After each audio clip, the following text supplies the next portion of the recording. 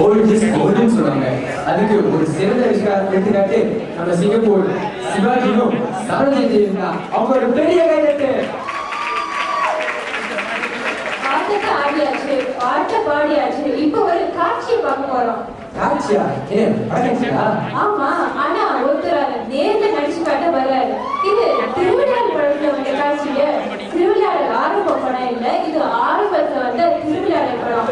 அதாவது சிவாஜி கணேசன், தேவி நாராயணன், முத்துராமன் அவங்கெல்லாம் தோன்றிய காட்சி. இந்த 3 கதாபாத்திரத்தையும் ஒருத்தர் மட்டுமே நடிச்சு காட்ட போறாரு. பாருங்க. இதோ வருகிறது திருவிழாவில்.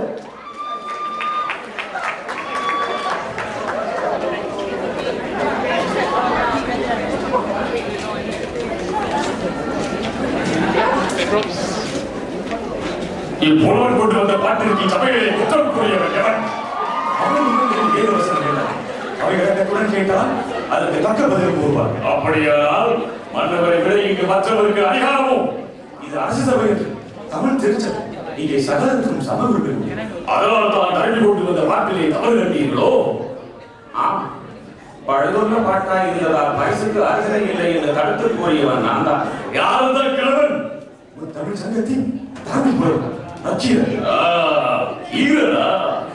சங்கத்தின் தலைவர் என்ற ஆணவத்திலே தான் பாட்டிலே குறை கண்டீரோ? எந்த குற்றம் கண்டீர்? முதற்கண் பாட்டை ஏற்றியது யாம் கேட்டினோம். எழுதிய நீர் வராமல் இன்னொருடன் கொடுத்து அனுப்பியதற்கு காரணம் அது நடந்து முடிந்ததனை துறைக்க பிரச்சனைக்குவார்.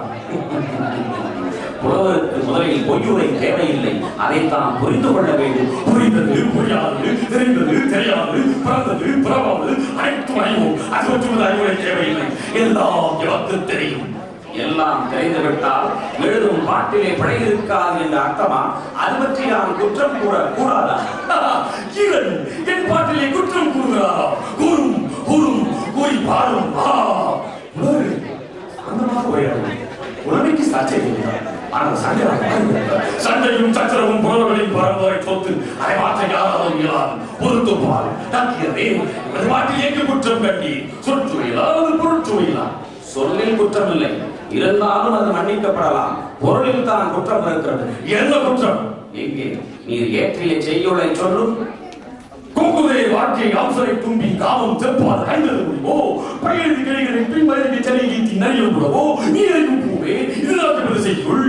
உமது செய்யுளின் கருத்து தலைவன் தாயின் காலில் நீ மறந்து அவரது கூந்தலில் வரும் நறுமணத்தை புகழ்ந்து பண்டை நோக்கி பார்வதாக செய்யுளை அமைத்திருக்கிறேன்.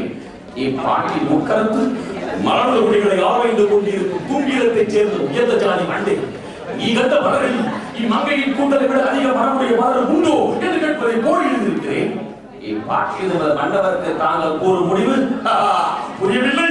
பெண்களுக்கு இயற்கையை கூட்டுறவு மனம் உண்டு என்பதுதான் எவர் தீர்ப்பு. ஒரு காலம் இருக்க முடியாது. வாசனாதி திரவியங்களை பூசிக்கொள்வதனாலும் தொடர்ந்து மலர்களை சூடிக்கொள்வதனாலும் தான் ஒரு பெண்ணின் கூந்தலுக்கு மனம் இருக்க முடியுமே தவிர பிறப்பில் இருந்த வெறும் கூந்தலுக்கு மனம் உண்டு என்பதை ஒரு காலம் ஒத்துக்கொள்ள முடியாது.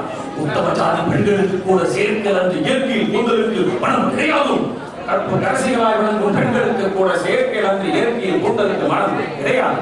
தேவலோக பெண்களுக்கு 14 லோகத்தில் உள்ள பெண்களுக்கும் அப்படித்தான். வாக்கள் ஏற்றுவது நாக்கில் உதவுகிறாரை பாரதி அவனுக்கும் அதே விதி படித்தாலும் தலைமகள் என்ன? நான் அன்றாடம் வழிபடும் ஈசனுக்கு இடப்பக்கம் அமர்ந்திருக்கிறாரே அன்னை மலைமகள் உமையவள், அவளுக்கும் அதே விதி படித்தான். உண்மையாக உண்மையாக நிச்சயமாக நிச்சயமாக உன் தமிழின் மீது ஆணையாக என் தமிழ் புறமை மீது ஆணையாக நக்கீரா நன்றாக இல்லைப்பா. நான் எழுதிய தமிழ் பாட்டு குற்றமா? நீரே மூக்கன் முதல்வனாயும் உமது நெற்றியை ஒருகன் காட்டிய போதிலும் உமது உடம்பெல்லாம் கண்ணாக்கி சுட்ட போதிலும் குற்றம் குற்றமே.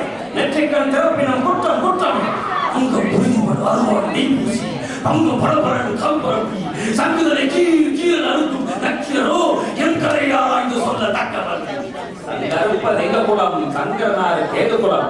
சங்கை அறிந்துண்டு வாழ்வோம் அரணே உன் போல் இறந்துண்டு வாழ்வதில்லை. நக்கீரோ